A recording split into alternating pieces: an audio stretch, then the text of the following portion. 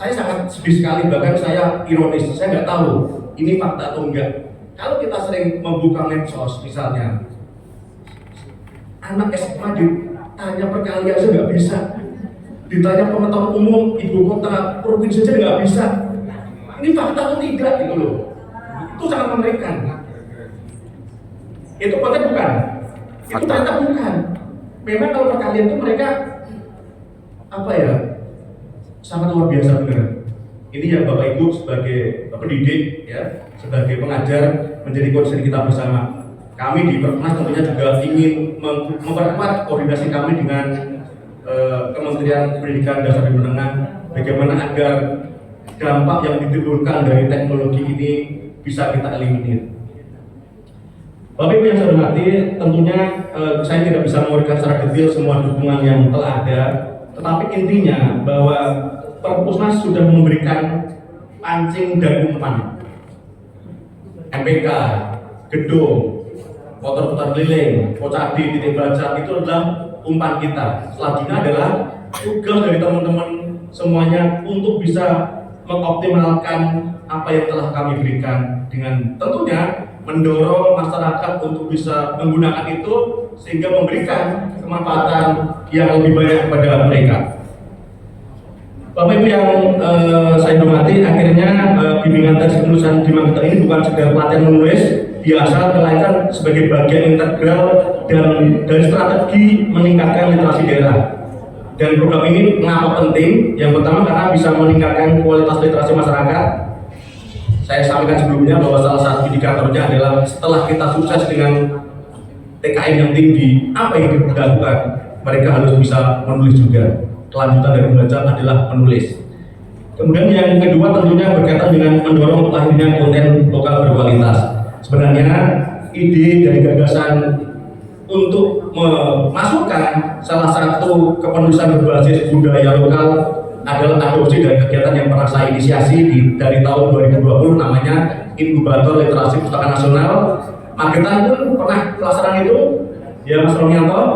Tahun 2023 ada 15 penulis yang telah kita terbitkan, dan kemudian Pak Tom juga berkali-kali menjadi narasumber juga untuk inkubator literasi, dan ini kami masukkan sebagai bagian dari kegiatan yang ada di dana alokasi khusus non fisik. Harapannya Magetan nanti, perpustakaan ini nanti ketika orang datang ke kantor, apa yang dilihat sangat membahagiakan ketika di etalase pertama adalah buku-buku tentang Magetan dan ditulis oleh orang Magetan.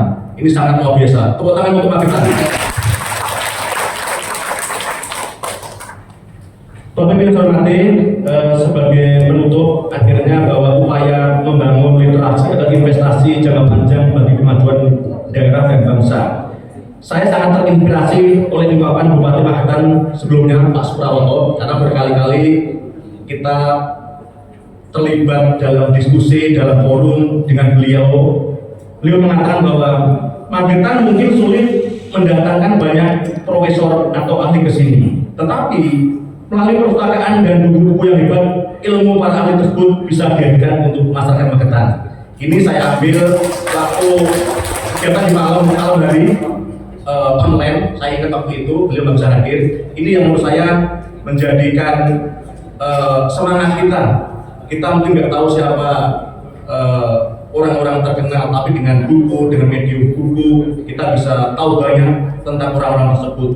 Nah, ini tentunya bisa menjadi jembatan ya untuk mengurangi ya kesenjangan informasi, kesenjangan pengetahuan yang ada di masyarakat.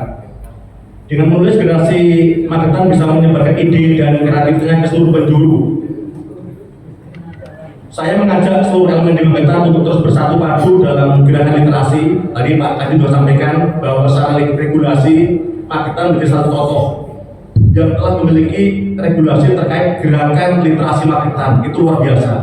Saya, Bapak Ibu, tetangga sebelah sebenarnya. Saya asli Wonogiri.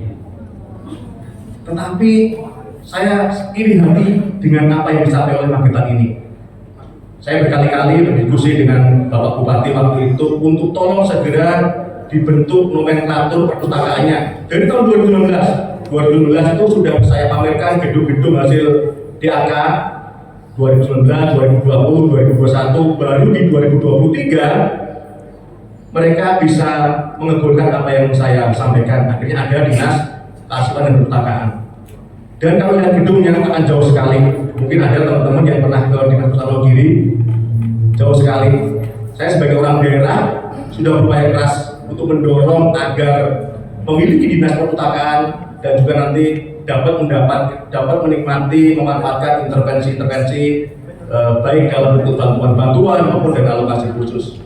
Ya, alhamdulillah di tahun 2025 ini sudah ikut juga menikmati di angka non fisik, jadi lebih bergeliat lagi meskipun kalau di sini kan 1,1 M karena kualifikasinya A. Kalau kita bicara akreditasi udah A, itu luar biasa.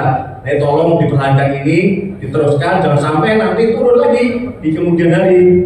Ini PR kita, tantangan kita bersama, karena sesungguhnya mencapai prestasi itu bisa, tapi mempertahankan dalam prestasi yang tinggi itu tentunya sebuah tantangan yang besar.